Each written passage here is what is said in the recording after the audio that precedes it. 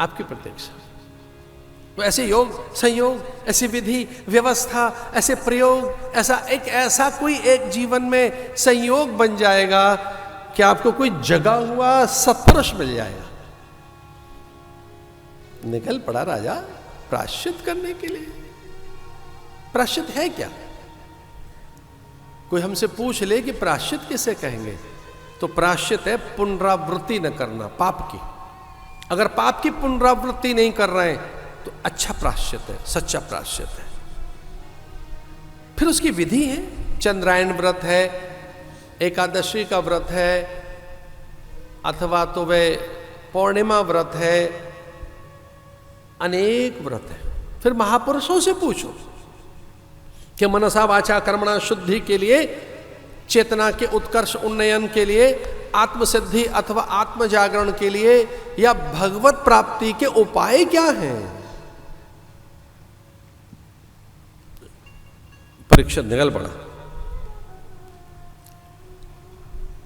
और जैसे ही गंगा के तट पर पहुंचा प्रायश्चित करने के लिए, तो उधर से शुकदेव का आगमन। ब्रह्मज्ञानी ब्रह्मवेत्ता ग्रीक अंदरों में बैठे हुए ऋषि मुनि देख रहे अद्भुत दृश्य जो देख सकते हैं। ये देखिए मेरे सामने ये मॉनिटर है और मैं देख रहा हूं। ऐसे अब तो हम देख सकते हैं ना इन यंत्रों के द्वारा। वैसे ही ऋषि मुनि समाधि में देख रहे हैं, एक अद्भुत दृश्य देख रहे हैं। ग्रीक अंदरों में बैठे हुए महापुरुष के शुकदेव मुनि तेजी से दौड़ रहे हैं अपने शिष्य के उद्धार की कामना लेकर।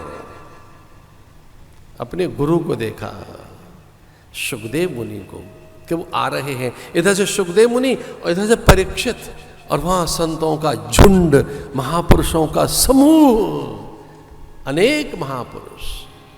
वेदव्यास भी उन्हें देखकर उठकर खड़े हो गए।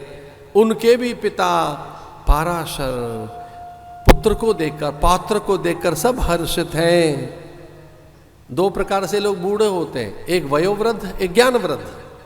एक तो आदमी वैसे बूढ़ा हो जाता है, 60, 70, 80 साल तक के बूढ़े लोग बूढ़ा मानने को तैयार नहीं है। 60 साल के आदमी को आप बूढ़े हो गए, बड़ा विचलित हो जाता है, मैं बूढ़ा हो गया, बड़ा कष्ट है। वयोवृद्ध, एक ज्ञानवृद्ध, ये सारे बूढ़े उठकर खड़े हो गए। 16 वर्षीय 16 साल के एक ऋषि को देखकर, एक महापुरुष को देखकर प्रणाम कर रहे हैं, वंदन कर रहे हैं, उनकी पग धूल माथे से लगा रहे हैं। कितने साधु तो अपने को रोक नहीं पाए। जिधर से शुकदेव मुनि निकले थे उस धूल को मस्तक पर रखने लगे। और ये शास्त्र कहता है कुछ धूल यहाँ रखी जानी चाहिए, मेधा का विकास होता है। अश्वक्रांते, रथक्रांते, विष्णुक्रांते, वसुंधरे, लिखा है कई जगह कि वो माटी यहां लगाओ, महापुरुषों के देहरी की धूल यहां लगाइए। जैसे मंदिर में जाओ देहरी की धूल माथे से लगाओ।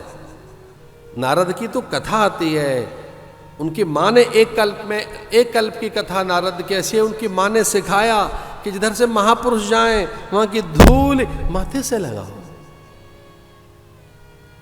एक जगह तो यहां तक लिखा है कि राजा भी जहां जा रहा है वो भी धूल मान्य है।